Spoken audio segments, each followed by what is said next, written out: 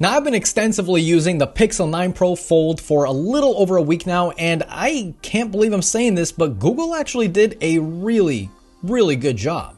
This new form factor is legitimately amazing, but there is a downside. It's so good that it almost defeats the purpose of a folding phone. Now, this will only make sense when I mention the price. So this phone starts at $1,800 and it can go up as high as $2,000. So keep that in mind. I actually found myself opening the phone much less than I do with my Galaxy Z Fold 6 because of its perfect cover display. I only really find myself using the inside display for, doing things like YouTube videos or watching movies, and that kind of made me realize that there's like a folding phone dilemma. If the cover display is so narrow or too narrow, you end up opening the phone much more than you would if the cover display is more wider, and then you end up not opening the phone and actually using it as a folding phone.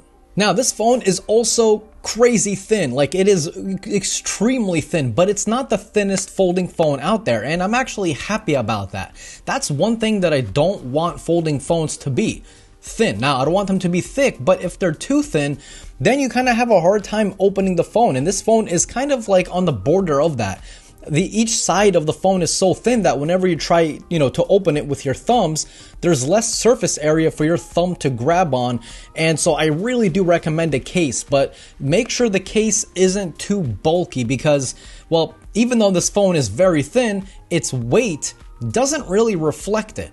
The phone is 257 grams, which is quite a bit, but considerably less than the original Pixel Fold, which weighed in at a whopping 283 grams. That was a big boy. So if you want like the maximum comfort, of course, you're most likely going to use a case anyway, but if you're crazy and you're going to rock this phone without a case, be careful opening the phone. I promise you the rails are very thin and you have less surface area to actually kind of grab the phone and open it. I actually found myself almost dropping the phone many times, so be careful. The inside display might be my favorite out of any foldable phone out there. It is crazy massive, coming in at 8 inches. Just as a comparison, the iPad mini is 8.3 inches. To further increase that comparison, this phone in size when open is closer to the iPad mini than this phone is to this phone. That's crazy. So watching movies on this huge display along with its much needed brightness increase is absolutely incredible, and the better sounding speakers just add to that crazy good experience. Now, the crease is still here and it's still noticeable when looking at the phone at an angle, but that goes with any foldable phone. Once you start looking at the phone straight on, you're not going to notice that crease unless you're looking at a very dark background, but you most likely already know this. That's just one of the things that foldable phones always will have. Now, I also gotta be honest because, well, you guys watch me for my honesty. I do wish for the price Google kind of focused a little bit more on the design aspect, because like this chunk right there, it just doesn't really look premium, especially in 2024. Oh, my cat's opening the door. Hey, what are you doing? So as I was saying, I do wish the design aspect was just a little bit better, a little bit more modern, especially going into 2025, which this phone will obviously still be in its life cycle. Now, the cameras on the 9 Pro Fold are honestly really good. I don't see what the big deal is. People are saying that they're bad. People are saying they have issues. I honestly don't see them. I mean, of course they won't be as high end as its non-folding brother, the Pixel 9 Pro and the Pixel 9 Pro XL. But either way, I have no issues whatsoever aside from some very minor HDR issues, which is kind of odd, not gonna lie, coming from a Pixel device, which are known for having some of the best HDR in smartphones. Now, I do hope this can be fixed with an update, and in fact, I'm sure it will, but we'll see. Video recording has also been very good with incredible stabilization and super smooth video. The downside is, again, zooming in and out. It's a little bit janky. I wish Google would kind of fix that, again, maybe in a software update. But the good part is the phone did not overheat on me despite not having a vapor chamber like its brothers have. Of course, do I wish the phone had flagship cameras? Of course, who wouldn't wish that? But the fact that it doesn't make it a bad camera at all. It's a very good camera. I think the more fun camera experience of Pixel phones isn't even the camera anymore, but the Magic Editor. It seriously makes the photos you took look better by getting rid of some of the eyesores in a photo without completely changing the way it looks. But of course, you do have the option of completely doing whatever you want, so yeah, have fun. It's pretty fun to play around with. You can trick a lot of people into thinking like the photo you took is actually the photo you took and totally not the Magic Editor. But I am kind of disappointed about the software of this foldable phone. Now, again, keeping the price in mind, like I mentioned in the beginning of the video, I didn't just tell you guys to keep that in mind because I'm bored and have nothing else to do, right? Keeping the price in mind, the software isn't really up to par for a foldable phone. For example, you can only have 2 apps open side by side or on top of each other if you tilt the phone, this way and click this button right there. Oh, I missed it.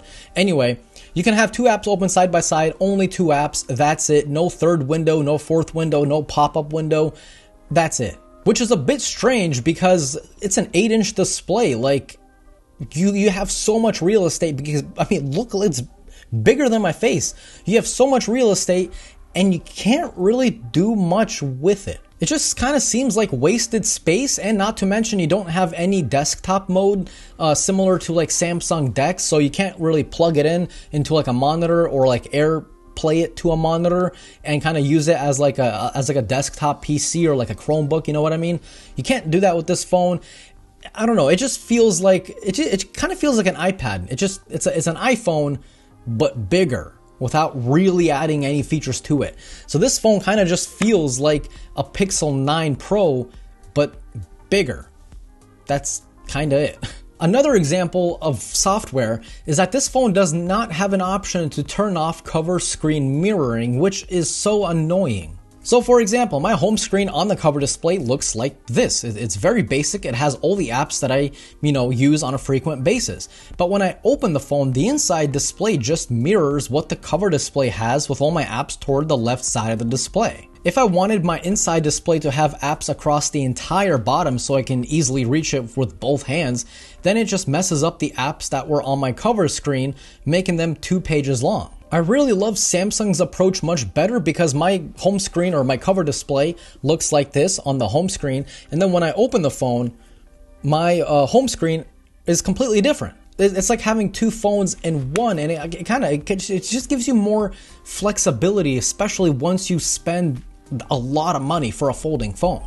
Say what you want about Samsung, you can love them, you can hate them, but you can't say that they don't focus a lot on actual, the operating system, really. Now, the battery life on this phone is really good. I'm getting between 6.5 to 7 hours of screen on time depending on what I'm doing. If it's like mainly Wi-Fi, like if I'm at home all day, it's going to be around 7 hours. If I'm mixing some 5G into the scenario, then it'll be closer to around 6.5 hours. Either way, it is a major, major improvement over the original Pixel Fold because that phone was, well, we don't talk about that phone. Now on the flip side, the charging speeds are a bit average, maybe even less than average. So 0 to 100% should take you around an hour and 20, an hour and 30 minutes, which is fine. It's not really anything to be crazy about. We got phones like the OnePlus Open that charges fully in like 45 minutes. So do keep that in mind. If you are a super, super heavy user and you just love draining your phones throughout the middle of the day because you're playing games on them or whatever you're doing on them, just know that this phone isn't really the fastest at charging. But for your average people out there that just use their phone like a normal phone, not bad. Overall, I am very impressed with how much Google has upgraded over the previous Pixel Fold. It is a massive upgrade.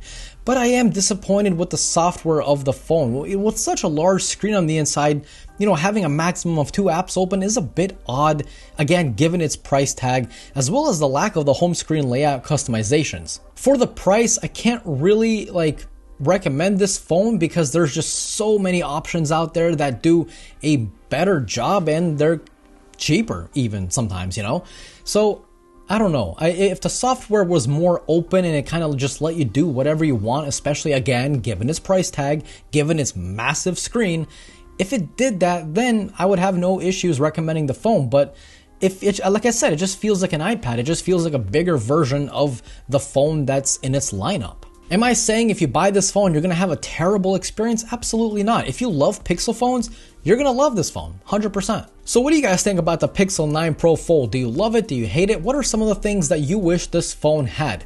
I'm kind of curious. Let me know. And as always, this was Mark from Mark's Tech. Adios.